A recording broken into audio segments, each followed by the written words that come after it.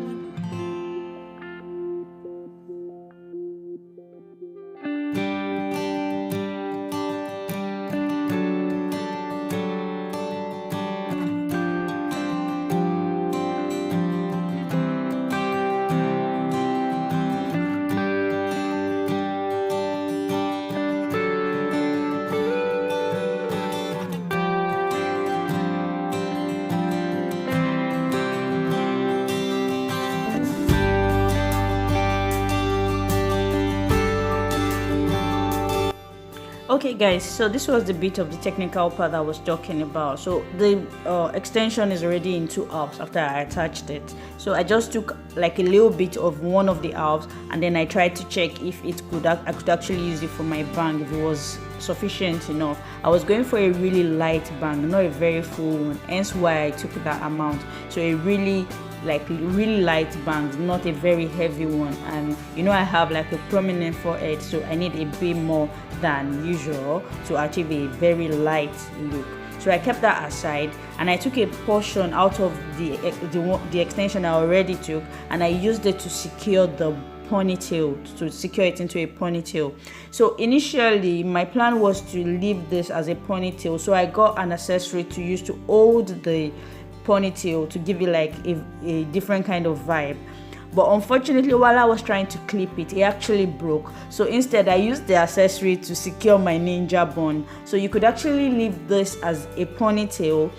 So that's all the technicality to this hair. Aside that, it's pretty much straightforward. So sit back and enjoy the rest of the video. Thank you for watching so far guys, and I hope you have given this video a thumbs up and subscribe to my channel and follow me on other social media platforms. Alright guys.